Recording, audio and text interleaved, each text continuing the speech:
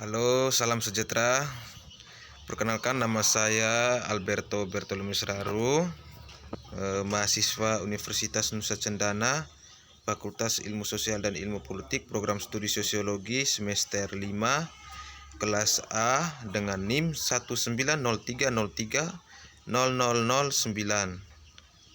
Saya akan menjelaskan review buku kelima dari Metode Penelitian Sosial. Lintasan antropologis dari Oxford.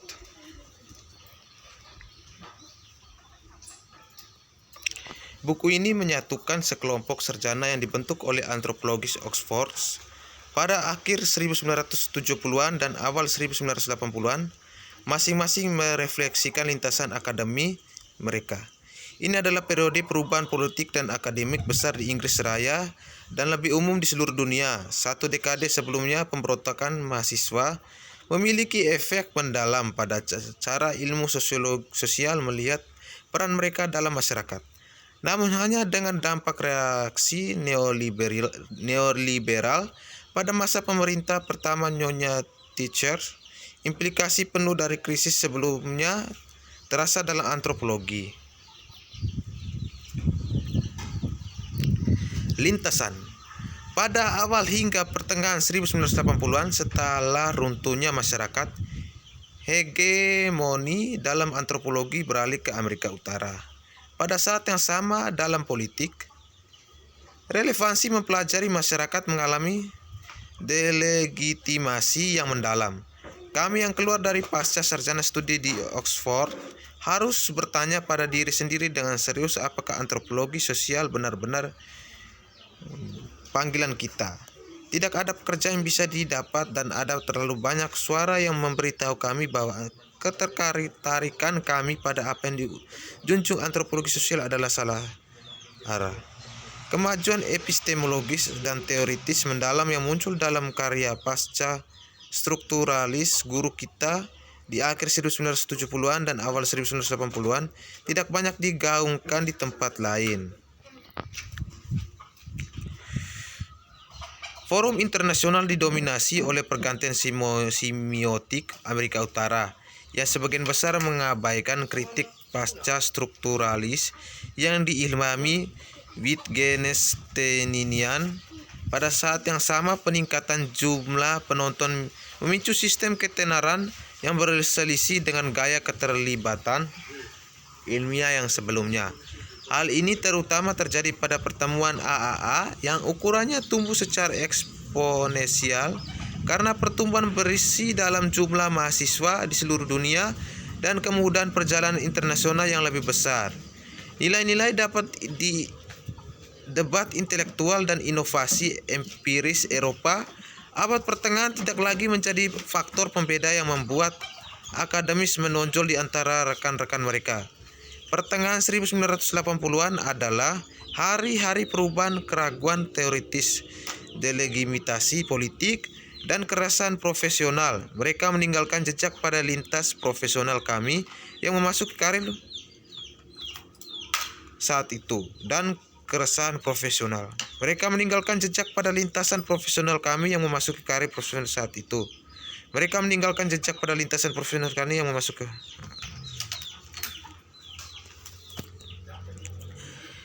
Yang berikut taruhan etnografi. Taruhan yang diambil dalam buku ini adalah meminta orang untuk menulis tentang lintasan antropologis mereka sebagai etnografi dengan harapan bahwa apa yang mereka hasilkan akan memberi pembaca entry unik ke dalam kontur sejarah pengalaman profesional sebuah kelompok akademi dan antropologi keluar dari Oxford pada saat antropologi di Eropa telah jatuh di bawah awan. Bab-bab itu adalah deklarasi dan ujian. Mereka menanggapi pandangan etnografi yang melihatnya berakar pada pengalaman hidup sehari-hari dan universal secara analitis. Dalam penerapan cara etnografis, narasi dan analisis untuk diri kita sendiri, kita dalam arti tertentu memperpanjang tradisi lama menulis tentang informan kita. Misalnya Casa Grant 1960. Bab-bab tersebut secara alami terbagi menjadi 3 bagian.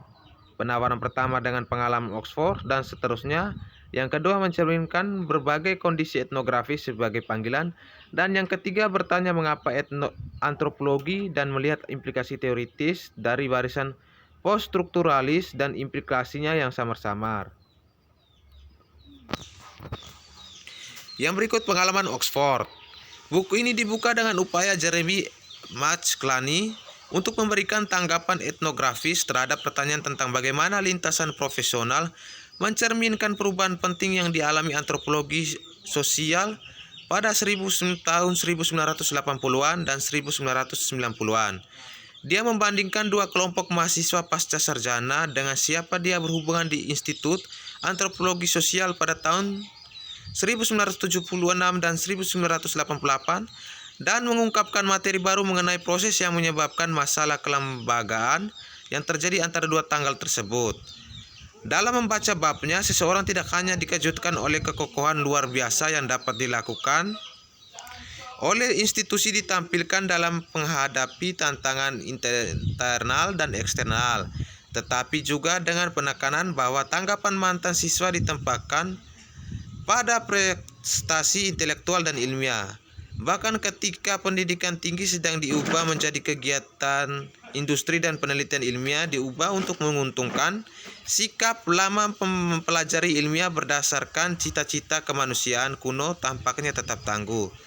Tampaknya inilah mengapa orang masih ingin menjadi akademisi dan bersedia melepaskan jalur karir alternatif yang lebih menguntungkan.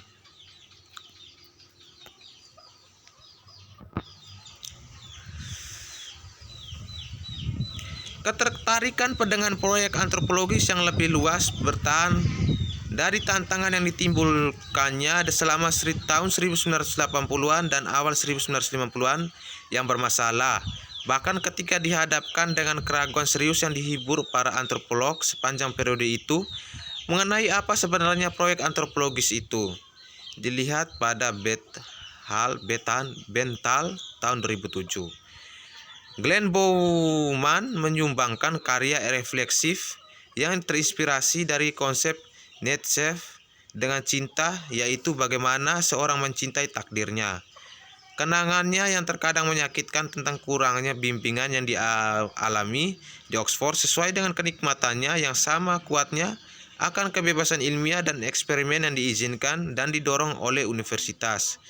Di sini interdisipliner yang mendasar diperlihatkan sebagai batu kilangan yang bintang petunjuk dan dengan cara yang digemakan dalam bab David Napier menunjukkan kemampuan untuk mengembara secara intelektual dalam konteks yang kaya dengan sumber daya akademis memungkinkan seseorang pada waktunya untuk menemukan apa yang dimiliki seorang tanpa disadari selalu bercita-cita. Sekali lagi tema daya tarik intelektual muncul sebagai dorongan pemandu yang kuat dalam karir yang awalnya ditandai dengan ketidakpastian dan keraguan.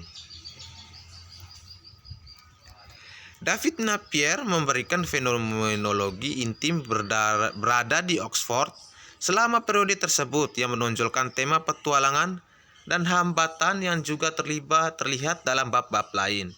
Bagian terakhir dari teksnya secara eksplisit menganalisis dampak agenda Thatcher dan pasca Thatcher pada akademis dan kehidupan intelektual dengan alasan bahwa inovasi dalam parameter tetap telah menggantikan penemuan dan kreativitas dan meratapi dampak pada pengajaran dan penelitian di antropologi. Dia menggemakan beberapa kekhawatiran yang dieksplorasi Martinez dan merupakan engsel antara bab-bab yang lebih introspektif dari bagian pertama buku ini dan bab-bab berikutnya.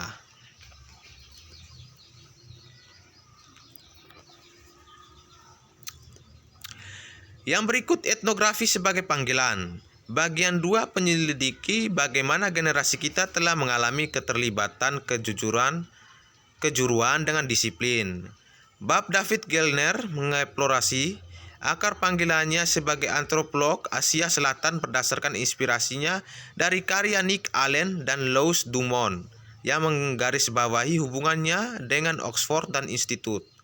Berbanding Perbandingan mendalam dari pemikiran antropologi saat ini disorot, sementara dampak historis pemikiran Weberian di Oxford pasca perang terungkap dengan menarik. Komparativisme yang mendorong Allen dan Dumont serta perhatian David Gellner kepada para sarjana Eropa yang secara signifikan membentuk institusi, mengingatkan penemuan kembali pengaruh Franz Baerman Steiner baru-baru ini di Oxford lama setelah kematian yang awal. Sidney Howell membahas etnografi sebagai aspek sentral dari panggilan antropologis dan menunjukkan bagaimana praktik ini telah diubah dalam karyanya yang selama beberapa dekade terakhir.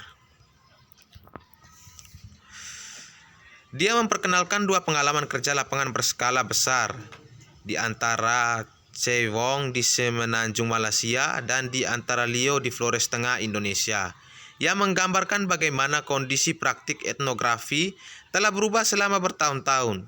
Dia sangat tertarik dengan pengalaman itu dari kembali ke lapangan yang sekarang semakin mungkin karena perubahan kode perjalanan dan memang telah menjadi ciri khas disiplin, membedakannya jauh dari pengalaman guru-guru kita pada pertengahan abad ke-20. Tantangan keuntungan dari kerja lapangan multiporal dieksplorasi dalam terang tradisi perkembangan penelitian etnografi. Yang berikut, mengapa antropologi melampaui poststrukturalisme? Sebagai penutup dari buku ini, bagian 3 menyatukan 3 bab yang menyajikan pandangan yang lebih luas tentang periode ini, di mana kontributor wal volume menggambarkan karir mereka sebagai akademis. Tim Jenkins berpendapat bahwa antropologi telah berubah jauh lebih sedikit daripada yang sering diperkirakan orang, dan bahwa ia telah mempertahankan kekuatan esensialnya dalam menghadapi disiplin ilmu humaniora lainnya. Dia memberi kita penjelasan yang jelas tentang lintasan pemikiran gurunya, yakni Edwin R. Denner, yang mengidentifikasi cara di mana versi awal strukturalisme yang terakhir perlahan-lahan pindah ke sikap poststrukturalis, yang terus menjadi landasan berharga untuk cara di mana kita mempertanyakan bukti etnografi kita hari ini. Perspektif itu didasarkan pada gagasan penting bahwa antropolog hanya dapat melakukan etnografi karena mereka seperti subjek mereka dalam cara yang mendasar. Baik, sekian dari pembahasan kita pada review buku kelima ini. Terima kasih.